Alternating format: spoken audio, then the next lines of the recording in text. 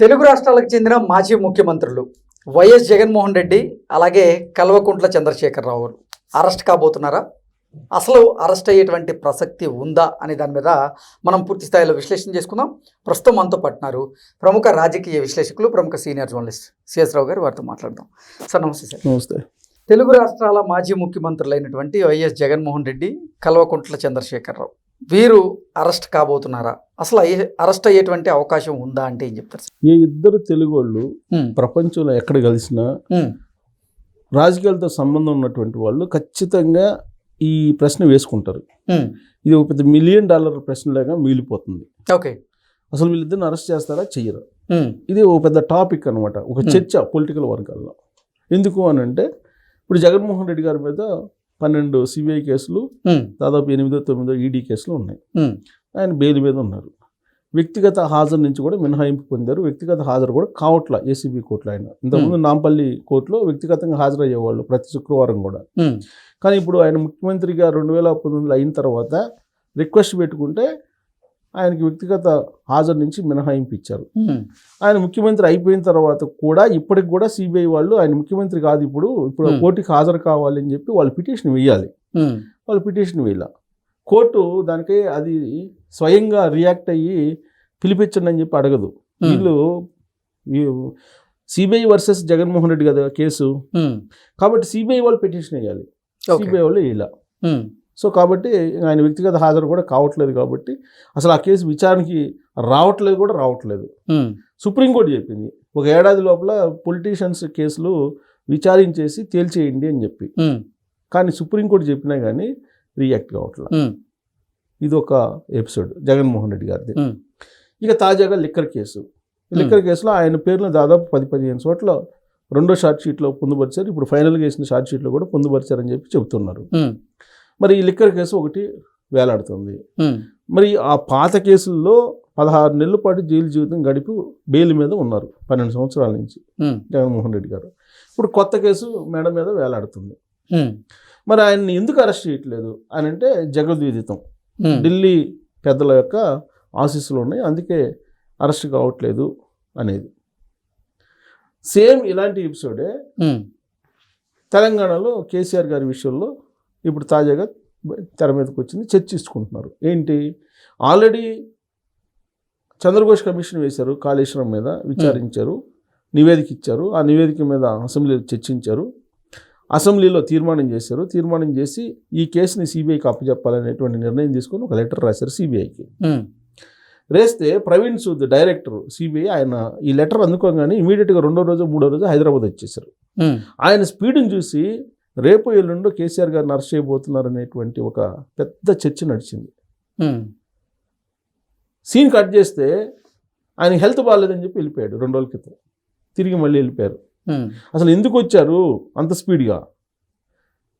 అసలు కనీసం వచ్చినటువంటి ఆయన డైరెక్టరు అసలు ఎందుకు వచ్చారు ఏంటి అనేది ఒక ప్రెస్ నోట్ కూడా రిలీజ్ చేయాల. ఇక్కడ వచ్చి హైదరాబాద్ రీజన్లో ఉండేటువంటి సిబిఐ అధికారులతో సమావేశం పెట్టుకున్నారనేది సోషల్ మీడియాలో వచ్చిన న్యూస్ తప్పితే అఫీషియల్గా సిబిఐ ఆఫీస్ నుంచి అయితే రాలా. కాకపోతే ఆయన హెల్త్ బాగాలేదు అనేది కూడా సోషల్ మీడియాలో వచ్చిన న్యూసే. ఓకే, ఆయన హెల్త్ బాగాలేదు, బీపీ తర్వాత షుగర్ ఏదో డౌన్ అయిపోయినాయి, అందుకని ఆయన రెస్ట్ తీసుకోవడానికి వెళ్ళిపోయాడని చెప్పేసి అన్నారు. ఆ తర్వాత ఏం జరిగింది ఆ కేసుకు సంబంధించి అనేది తెలియదు. ఇప్పుడు లెటర్ రాశారు, ఒక రాష్ట్ర ప్రభుత్వం లెటర్ రాసింది అని అంటే సిబిఐకి ఇమీడియట్గా యాక్షన్ అయితే తీసుకోవాలి కదా.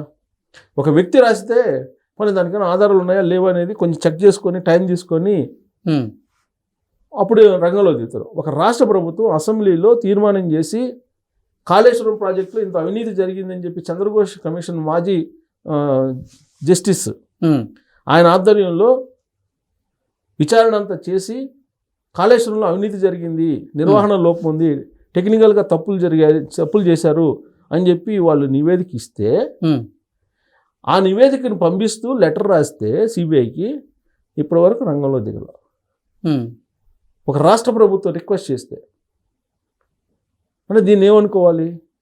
ఇక్కడ కూడా మళ్ళీ బీజేపీ ఢిల్లీ పెద్దల హస్తం ఉంది, అందుకే విచారణ ఆగిపోయింది అని చెప్పి చెబుతున్నారు.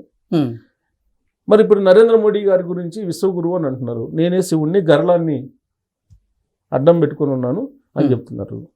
మరి ఆయన విశ్వగురుగా భావిస్తున్నారు. ప్లస్ నడ్డా గారు ఆంధ్రప్రదేశ్ నిన్న కాక మొన్న వచ్చారు. వచ్చి ఆంధ్రప్రదేశ్లో జరిగినటువంటి అవినీతి గతంలో 2019 నుంచి 2024 వరకు ఎంత జరిగింది అనేది ప్రస్తావించారు. అంతకుముందు అమిత్ షా గారు వచ్చి 10 సంవత్సరాల పాటు రాష్ట్ర అభివృద్ధిని వెనక్కి తీసుకెళ్లారు, ధ్వంసం చేశారు ఆంధ్రప్రదేశ్ అని చెప్పి ఆయన కూడా కామెంట్ చేశారు. ఇక్కడ తెలంగాణకు వచ్చినటువంటి ప్రధానమంత్రి నరేంద్ర మోడీ గారు కానీ అమిత్ షా గారు కానీ కేసీఆర్ గారు చేసినటువంటి అవినీతి గురించి మాట్లాడారు. అవినీతి ఎంక్వైరీ చేసి జైల్లో పెట్టాలి అని అన్నారు. ఆ కాళేశ్వరం అనేది ఏటీఎం లాగా వాడుకున్నారు ఇల్లు అని చెప్పి కామెంట్ చేశారు. మరి అలాంటి కామెంట్లు చేసినటువంటి వాళ్ళు ఇవాళ అన్ని రకాల ఆధారాలను ఈ రాష్ట్ర ప్రభుత్వం ఇస్తే మరి ఎందుకు విచారణ చేయమని చెప్పేసి ఆదేశాలు జారీ చేయట్లేదు? కేంద్ర ప్రభుత్వ ఆధ్వర్యంలో కదా ఉండేది సిబిఐ, కేంద్ర హోంశాఖ ఆధ్వర్యంలో కదా ఉండేది. కేంద్ర హోంశాఖ తెలియకుండా వాళ్ళైతే మూగారు కదా.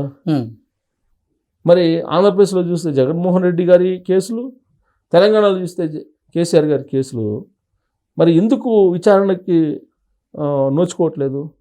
దర్యాప్తు సంస్థలు విచారణకు ముందు రావట్లేదు. న్యాయ వ్యవస్థ కూడా వాయిదాలని తీసుకొని విచారించడానికి అక్కడ కోర్టులు కూడా ముందుకు రావట్లేదు. కోర్టుల్లోనేమో విచారణ చేయలేనటువంటి పరిస్థితుల్లో ఉన్నాయి. వాయిదాలు వేసి వాయిదాలకు పిలిచి రమ్మని చెప్పి తేల్చలేనటువంటి పరిస్థితుల్లో కోర్టులు ఉన్నాయి. అసలు మొత్తం అధ్యయనం చేసిన తర్వాత తీర్పు ఇచ్చే సమయానికి అనేక మంది జడ్జిలు ఆ కేసుల్లో బదిలీ అయిపోయారు. జగన్మోహన్ రెడ్డి గారి కేసులో ఈయన ఇంకా కోర్టుల దాకా వెళ్ళాల. దర్యాప్తు సంస్థ పరిధిలోనే ఉంది, కానీ దర్యాప్తు సంస్థల పరిధిలో ఉన్నప్పటికి కూడా ఒక అడుగు కూడా ముందుకి పడనటువంటి సిచ్యువేషన్ కనిపిస్తుంది. మరి ఇలాంటి పరిస్థితుల్లో వాళ్ళు అరెస్ట్ అవుతారా కారా అని అంటే అది రాజకీయ పండితులు కూడా చెప్పలేనటువంటి పరిస్థితిలో ఉన్నారు. $1 మిలియన్ ప్రశ్న ఎందుకు అని అంటే బేషరతుగా బీజేపీకి మద్దతు ఇస్తున్నారు జగన్మోహన్ రెడ్డి గారు. బేషరతుగా కాకపోయినప్పటికీ పరోక్షంగా మద్దతు ఇస్తున్నారు కేసీఆర్ గారు. ఫక్తు రాజకీయ party BJP as of now. ఎందుకంటే నరేంద్ర మోడీ గారు, అమిత్ షా గారు ఏ విధమైన రాజకీయాలు చేస్తారో భారతదేశ ప్రజలందరికీ తెలుసు. వాళ్ళ రాజకీయానికి అనుకూలంగా వీళ్ళు అడుగులు వేస్తూ ఉన్నారు. అలాంటి పరిస్థితుల్లో వాళ్ళు ఎందుకు వాళ్ళ మీద చర్య తీసుకుంటారు? ఇదే కేసీఆర్ గారు ఏమన్నారు బీజేపీ మీద, నరేంద్ర మోడీ గారి మీద 2023 అసెంబ్లీ ఎన్నికలకు ముందు అనేక రకాల కామెంట్లు చేశారు కదా. ఆయనకు కుటుంబాన్ని ఏలుకోవడం చేత కదని కామెంట్లు చేశారు కదా నరేంద్ర మోడీ గారిని. పైగా అవినీతి పరులందరూ బీజేపీలో ఉన్నారని చెప్పి కామెంట్లు చేశారు కదా. వాషింగ్ పౌడర్ నిర్మా సూత్రాన్ని కూడా వినిపించారు కదా. మరి ఇంత జరిగినా కానీ ఇప్పుడు ఆధారాలతో సహా కాంగ్రెస్ పార్టీ ప్రభుత్వం ఇస్తే దాని మీద విచారణకి రావట్లేదని అంటే రేవంత్ రెడ్డి గారు ఏమంటారు? బీజేపీ బీఆర్ఎస్ 2 ఒకటేను, అందుకే విచారణ జరగదు అని చెప్పి ఆయన అంటున్నారు. అక్కడేమంటున్నారు తెలుగుదేశం పార్టీ వాళ్ళు? బీజేపీ పెద్దల హస్తం ఉంది జగన్మోహన్ రెడ్డి గారికి, అందుకే ఆయన అరెస్ట్ చేయట్లేదు అంటున్నారు. మరి బీజేపీ పెద్దలు దేశభక్తి, జాతీయవాదం, అవినీతికి వ్యతిరేకంగా అని చెప్పి అంటారు కదా. ఒక్క అవినీతి కేసు కూడా రాకుండా పరిపాలన చేస్తున్నాడు 3వ ప్రధానమంత్రి అయినప్పటికీ కూడా నరేంద్ర మోడీ గారు అంటున్నారు కదా. మరి ఈ కేసుల సంగతి ఏంటి? మరి అవినీతి చేయకపోయినా డైరెక్ట్గా అవినీతి ఆరోపణలు ఎదుర్కొంటున్నటువంటి వాళ్ళకి సపోర్ట్ చేయటం అనేది ఏ కోణంలో నుంచి చూడాలి? సో ఇలా రకరకాల మాట్లాడుకున్న సందర్భంలో వీళ్ళు అరెస్ట్ అవుతారా కారా అనేది ఒక పెద్ద $1 మిలియన్ ప్రశ్న. ఓకే, రాజకీయ కోణం నుంచి చూస్తే అరెస్ట్ గారు, ఓకే సార్, థ్యాంక్ యూ. రాజకీయేతరంగా చూస్తే అరెస్ట్ అవుతారు.